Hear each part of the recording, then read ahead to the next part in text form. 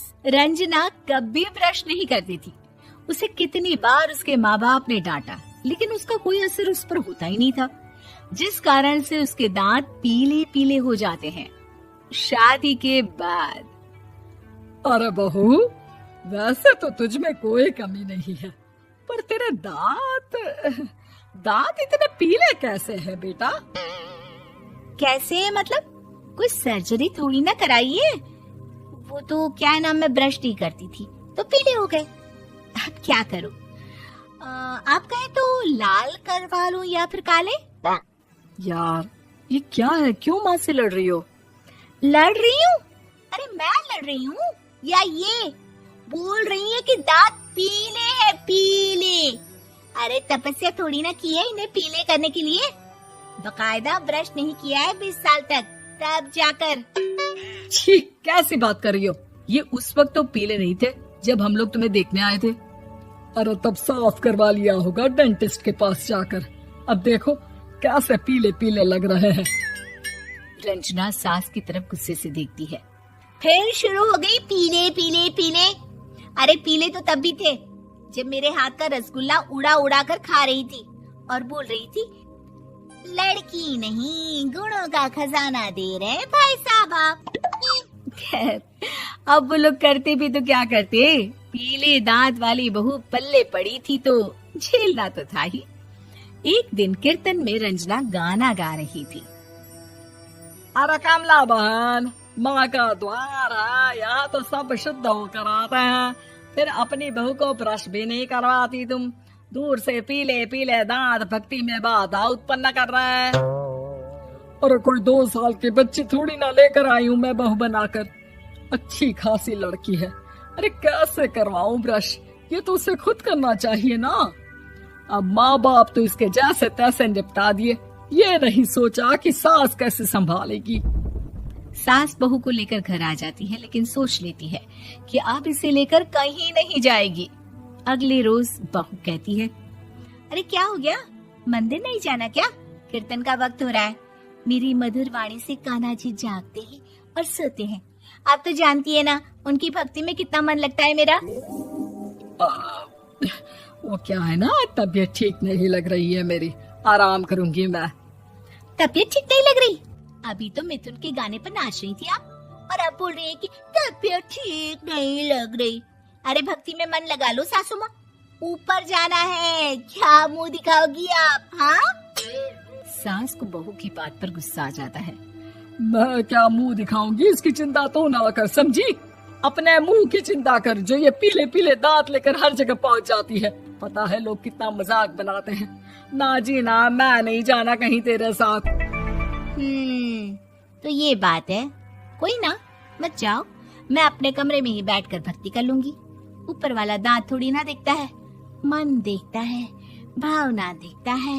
और अरे बस बस, तू सब कुछ दिखा, बस ये सफेद चमकदार दांत ना दिखाना किसी को, है? जा यहाँ से। बहू को सास की बात का कोई फर्क नहीं पड़ता, वो तो जैसी थी वैसी ही रह जाती है। सुबह नहाकर किचन में खाना बनाना, फिर खाना खाना, कीर्तन भजन करना और सो जाना। एक दिन, माँ जी मैं सहेली के घर जा रही हूँ, शाम को लेट आऊंगी। हाँ हाँ तो जाना, मैंने कौन सा तेरी आरती करनी है घर पर बैठकर। रंजना सहेली के घर जाती है, जहाँ वो पार्टी में जाने की तैयारी कर रही होती है। अरे शिखा, कहाँ जाने की तैयारी कर रही है? मैं गलत वक्त पर आ गई क्या? अरे नहीं यार, उल्टा सही वक्त पर आ गया। मैंने ये साड़ी और ज्वेलरी निकाली है यार, शाम को इनके ऑफिस की एक पार्टी में जाना है। बताना कैसा लग रहा है ये सब? नहीं यार, इस ड्रेस के साथ तो वो वाली ज्वेलरी अच्छी लगेगी। हाँ हाँ सही बोल रही है, मैंने ध्यान ही नहीं दिया। वैसे तो हमेशा से मस्त फैशन सेंस रखती है। तो बड़ा जाती होगी ना पति के साथ पार्टी में। रंजना कुछ नहीं बोलती, बस सोचती है कि यार काश ये बात सही हो जाती, पर मैं क्यों नहीं जाती पार्टी में? क्या इन लोगों की कोई पार्टी होती नहीं होगी? रंजना घर आती है और रात में पति से सवाल करती है, एक बात बताइए, आप मुझे किसी पार्टी में क्यों नहीं ले जाते? क्या आपके यहाँ ऑफिस में पार्टी नहीं होती? पति बेचारा क्या कहता कि दांत पीले हैं तुम्हारे इसलिए। अरे कोई पार्टी होती नहीं हम लोगों के ऑफिस में, तो कहाँ से लेकर जाऊं? और मार्केट, मॉल, कहीं वीकेंड घूमना, कहीं तो। अरे यार, सारे हफ्ते में एक छुट्टी मिलती है, तो सोचता हूँ कि आराम ही कर लूं। क्यों? रंजना मन मार के रह जाती है। पहले कभी सास के साथ मंदिर जाया करती थी, लेकिन वो भी सास ने ले जाना बंद कर दिया। घर बैठी बैठी रंजना बोर हो जाती है। तभी उसे आइडिया आता है और वो मायके जाने का सोचती है। सासू माँ, 2 दिनों के लिए मम्मी के घर जा रही हूँ। अच्छा अच्छा, ठीक है, आराम से जा। और हाँ, माँ से कुछ अच्छी आदत सीख कर आना कि कैसे शरीर के हर भाग की तरह दांतों की सफाई भी जरूरी होती है, समझी? शुरू हो गई ना आप। वो लोग आपकी तरह नहीं है कि छोटी छोटी बात का बतंगड़ बना दे। उन लोगों के लिए मैं मायने रखती हूँ, ना कि मेरे पीले पीले दांत। रंजना माँ को बिना बताए उन लोगों को सरप्राइज देती है, लेकिन जैसे ही वो दरवाजे पर पहुंचती है, अंदर देखती है कि घर वाले कहीं जा रहे होते हैं। अब माँ, काश रंजना दीदी के दांतों वाली प्रॉब्लम नहीं होती, तो वो भी हम लोगों के साथ चलती ना बुआ जी की बेटी की शादी में। हाँ बेटा, लेकिन अब उसे कौन समझाए कि उसको उसके पीले दांत नहीं दिखते, लेकिन उसके आसपास के लोगों को कितना एम्बैरेसिंग फील कराते हैं। मुझे तो कितनी बार उसके स्कूल की टीचर ने शिकायत की कि उसके साथ कोई लड़की बैठना भी नहीं चाहती, और ना ही कॉलेज में कोई उससे बात करना चाहता था। लेकिन पता नहीं क्यों उसे ये बात समझ में ही नहीं आती। कोई कमी नहीं है उस लड़की में, बस यही कि दांत पीले हैं। वो तो भला हो जीजा जी और उनकी माँ का, जो दीदी को जैसी है वैसे ही रखा हुआ है। रंजना को अपने घर वालों की बात सुनकर बहुत दुख होता है।